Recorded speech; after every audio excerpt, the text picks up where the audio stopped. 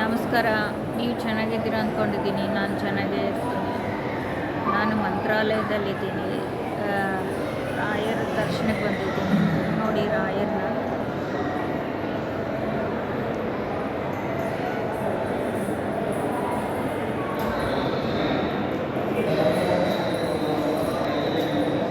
ಇವತ್ತು ನೇಪಾಳದವರು ಒಬ್ಬರು ಫ್ರೆಂಡ್ಸು ಬಂದಿದ್ದರು. ಅವರು ಬೆಂಗಳೂರಿಗೆ ಚಿಕ್ಕ ವಯಸ್ಸಲ್ಲೇ ಮದುವೆ ಆಗಿ ಬೆಂಗಳೂರಿಗೆ ಬಂದುಬಿಟ್ಟಿದ್ದಾರೆ. ತುಂಬ ಚೆನ್ನಾಗಿ ಕನ್ನಡ ಬರುತ್ತೆ ಅವ್ರಿಗೆ. ಒಂದು ಸ್ವಲ್ಪ ಒಂಥರ ಇದೆ. ಚಿಕ್ಕ ವಯಸ್ಸಲ್ಲೇ ಅವ್ರಿಗೆಲ್ಲ ಮದುವೆ ಆಗಿ ಮನೆ ಕೆಲಸಕ್ಕೆ ಅಂತ ಬೆಂಗಳೂರಿಗೆ ಬಂದಿದ್ದಾರೆ. ಬೆಂಗಳೂರಲ್ಲಿ ಬ್ರಾಹ್ಮಿಣ್ಸ್ ಮನೆಯಲ್ಲಿ ಕೆಲಸ ಮಾಡ್ತಾ ಇದ್ದಾರೆ.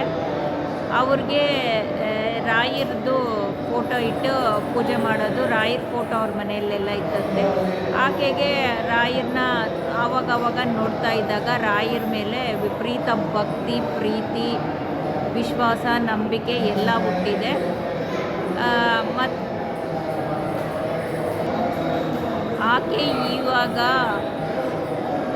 ಹೆಂಗಿದ್ದಾರೆ ಅಂದರೆ ಸ್ವಂತ ಮನೆ, ಸ್ವಂತ ಕಾರು, ಮಕ್ಕಳು ಒಳ್ಳೆ ಪೊಸಿಷನ್ನು, ಗಂಡ ಒಳ್ಳೆ ಪೊಸಿಷನ್ನು, ಆ ಲೆವೆಲಲ್ಲಿದ್ದಾರೆ. ಆಕೆಗೆ ರಾಯರ ಮೇಲೆ ವಿಪರೀತ ನಂಬಿಕೆ, ವಿಪರೀತ ಭಕ್ತಿ. ಈಗ ತಾನೇ ರಾಯರ ದರ್ಶನ ಮಾಡೋವಾಗ ಸಿಕ್ಕಿದ್ರು. ಆಕೆ ಮಗ, ಇಬ್ಬರು ಗಂಡು ಮಕ್ಕಳು. ಒಬ್ಬ ಮಗ ಬಂದು ಬೆಂಗಳೂರಲ್ಲೇ ರಿಯಲ್ ಎಸ್ಟೇಟ್ ಮಾಡ್ತಾ ಇದ್ದಾರಂತೆ. ಬೆಂಗಳೂರಲ್ಲೇ ರಿಯಲ್ ಎಸ್ಟೇಟ್ ಮಾಡ್ತಾ ಇದ್ದಾರಂತೆ. ಅದು ರಿಯಲ್ ಎಸ್ಟೇಟು ಅಂದರೆ ಸ್ವಲ್ಪ ಭಯ ಇರುತ್ತಂತೆ ಅವರಿಗೆ. ಈ ಜನ ಸರಿ ಇಲ್ಲ ರಿಯಲ್ ಎಸ್ಟೇಟಲ್ಲಿ ಅನ್ನೋ ಆತಂಕ, ಭಯ ಅವ್ರಿಗೆ ಇದೆ. ಆ ಹೊತ್ತಿಗೆ ಒಂದು ಸತಿ ಹಿಂಗೆ ಏನೋ ಜಗಳ ಗಲಾಟೆಗಳು ಎಲ್ಲ ಆಗಿದೆ, ತೊಂದರೆನೂ ಆಗಿದೆಯಂತೆ. ಆಕೆಗೆ ಏನಾದರೂ ಅನಿಸಿದ್ರೆ, ಏನಾದರೂ ಅಂದರೆ ರಾಯರನ್ನ ನೆನೆಸ್ಕೊತಾರಂತೆ. ಆ ಥರದ್ದು ಏನೂ ಆಗೋಲ್ವಂತೆ, ಚೆನ್ನಾಗಿದ್ದಾರಂತೆ. ಆಕೆ ವರ್ಷಕ್ಕೆ ಒಂದು ಸತಿ ಆದರೂ ಕಂಪಲ್ಸರಿ ಮಂತ್ರಾಲಯಕ್ಕೆ ಬರ್ತಾರಂತೆ. ನಾವೆಲ್ಲಿ ಮೇಡಮ್, ರಾಯರಲ್ಲಿ ನಮಗೆ ಸುಮ್ಮನೆ ಹಂಗೆ ಗೊತ್ತಿತ್ತು ಅಷ್ಟೇ. ನಾವಿವಾಗ ಹೆಂಗಿದ್ದೀವಿ ಗೊತ್ತಾ, ರಾಯರ ನೆನೆಸ್ಕೊಂಡೆ, ರಾಯರನ್ನ ಜಪ ಮಾಡದೆ ಇರೋ ದಿವಸ, ಇರೋ ಕ್ಷಣವೇ ಇಲ್ಲ. ನಮಗೆ ಏನಾದರೂ ಆಗಲಿ, ನನಗೇನೇ ಕಷ್ಟ ಬರಲಿ, ಏನೇ ಬರಲಿ, ನಾನು ನೆನೆಸ್ಕೊಳ್ಳೋದೇ ರಾಯರನ್ನ. ಅದು ಯಾವ ರೀತಿ ಮಾಯ ಆಗುತ್ತೋ ಅನ್ನೋದೇ ಗೊತ್ತಿಲ್ಲ. ನಾನು ಮನೆ ಕೆಲಸಕ್ಕೆ ಅಂತ ಬೆಂಗಳೂರಿಗೆ ಬಂದಿದ್ದು. ಈಗ ಸ್ವಂತ ಮನೆ, ಸ್ವಂತ ಕಾರು, ನನ್ನ ಮಗ ರಿಯಲ್ ಎಸ್ಟೇಟ್ ಮಾಡ್ತಾ ಇದ್ದಾನೆ. ಅವ್ರ ಗಂಡ ನೇಪಾಳದಲ್ಲೇ ಇದ್ದಾರಂತೆ. ಅವರು ಇಲ್ಲಿ ಸಂಪಾದನೆ ಮಾಡಿ ನೇಪಾಳದಲ್ಲಿ ತುಂಬ ಸೈಟ್ಗಳನ್ನ ಖರೀದಿ ಮಾಡಿದ್ದಾರಂತೆ. ಮನೇನೂ ಕಟ್ಟಿದ್ದಾರಂತೆ. ತುಂಬ ಜಮೀನನ್ನು ಖರೀದಿ ಮಾಡ್ತಾರಂತೆ. ಇಲ್ಲಿ ಸಂಪಾದನೆ ಮಾಡ್ಕೊಂಡೋಗಿ ಅಲ್ಲಿ ಖರೀದಿ ಮಾಡ್ತಾ ಇದ್ದಾರಂತೆ.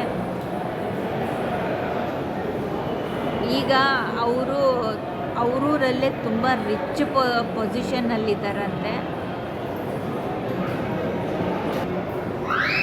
ನಾನು ಪ್ರತಿ ವಾರ ರಾಯರ ಗುಡಿಗೆ ಹೋಗದಿದ್ರೂ ನಾನು ರಾಯರನ್ನ ಜಪ ಮಾಡೋದು, ನೆನೆಸ್ಕೊಳ್ಳೋದು ಒಂದು ಕ್ಷಣನೂ ಬಿಟ್ಟಿರೋದಿಲ್ಲ. ನಾನು ಯಾವಾಗಲೇ ಆಗಲಿ ಫ್ರೀಯಾಗಿದ್ದಾಗ ನಾನು ರಾಯರನ್ನ ನೆನೆಸ್ಕೊತೀನಿ.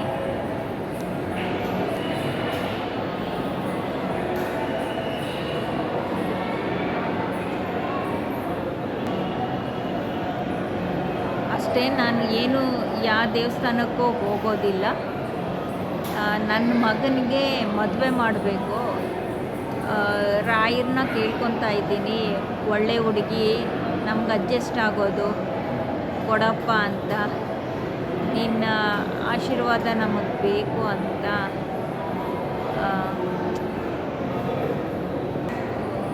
ಖಂಡಿತ ನೆರವೇರುತ್ತೆ, ಖಂಡಿತ ಆಗುತ್ತೆ. ಹಾಗೇ ಆಗುತ್ತೆ. ಒಳ್ಳೆ ಹುಡುಗಿನೇ ಸಿಗ್ತಾಳೆ.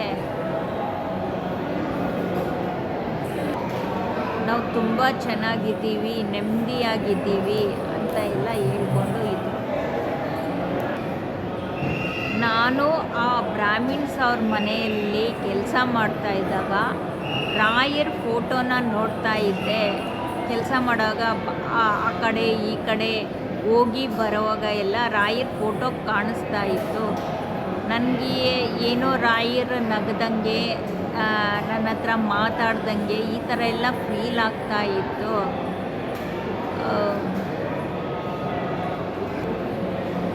ರಾಯರು ನಮ್ಮನ್ನು ಗಮನಿಸ್ತಾರೆ, ರಾಯರು ನಮ್ಮ ಹತ್ರ ಮಾತಾಡ್ತಾರೆ ಮೇಡಮ್. ಅವರು ಫೋಟೋದಲ್ಲಿ ನಗಿಯೋ ಥರ ಎಲ್ಲ ಕಾಣಿಸುತ್ತೆ ನನಗೆ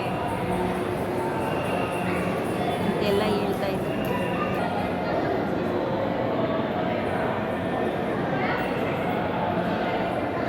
ಇವತ್ತು ರಾಯರಿಗೆ ಅಲಂಕಾರ ಚಿನ್ನದಲ್ಲೇನೋ ಮಾಡಿದ್ದಾರೆ, ಅದು ಚಿನ್ನನೇ.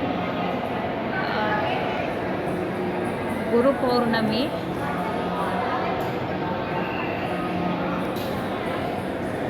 ತುಂಬ ರಶ್ ಇದೆ, ವಿಪರೀತ ರಶ್ ಇದೆ.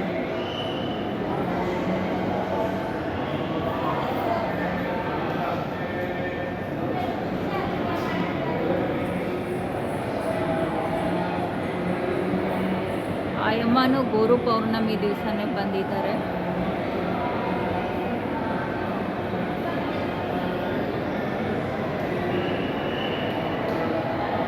ಫಾರಿನಿಂದ ಎಲ್ಲ ಬರ್ತಾರೆ.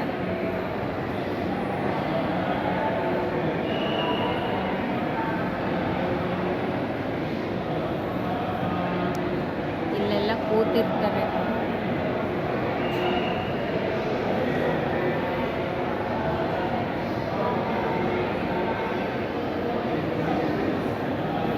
ಇವತ್ತು ರಶ್ ಆಗಿರೋದ್ರಿಂದ ಯಾರನ್ನೂ ಕೂರೋದಕ್ಕೆ ಬಿಡ್ತಾ ಇಲ್ಲ.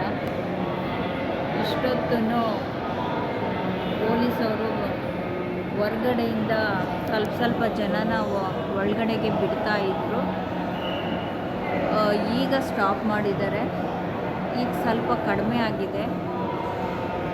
ರಾತ್ರಿ ಟ್ರೈನಲ್ಲಿ ಬಂದ್ವಿ, ತುಂಬ ಜನ ಬಂದರು ಮಂತ್ರಾಲಯಕ್ಕೆ.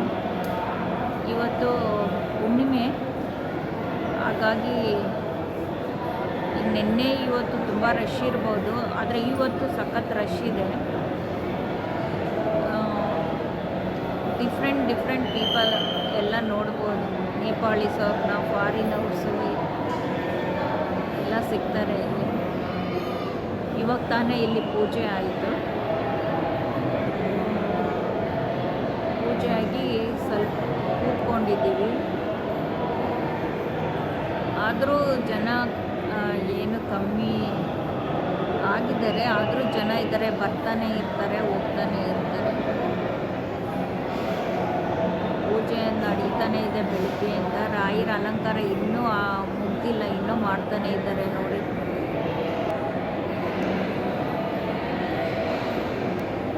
ನೋಡಿ, ಅದೆಲ್ಲ ಚಿನ್ನದಲ್ಲೇ ಮಾಡಿರೋದು. ಈಗ ರಾಯರ ಫೋಟೋನ ಕುಂಡ್ರಿಸಿದ್ದಾರೆ. ಇಷ್ಟೊತ್ತು ಇರಲಿಲ್ಲ, ನಾವು ದರ್ಶನ ಎಲ್ಲ ಮಾಡ್ಕೊಂಡು ಬಂದ್ವಿ. ಇಷ್ಟೊತ್ತು ಬೃಂದಾವನ ಮಾತ್ರ ಇತ್ತು ಇವಾಗ ಎಲ್ಲ ಅಲಂಕಾರ ಮಾಡಿದ್ದಾರೆ. 12 ಗಂಟೆಗೆ ಮಹಾಮಂಗಳಾರತಿ ಆ ರೀತಿ ಆಗುತ್ತೆ. ಇನ್ನು ಹೂವು ಏನೂ ಹಾಕಿಲ್ಲ.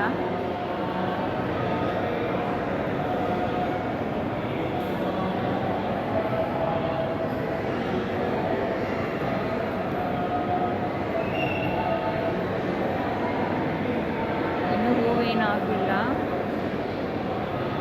ಈಗ ಆಗ್ತಾ ಇದ್ದಾರೆ.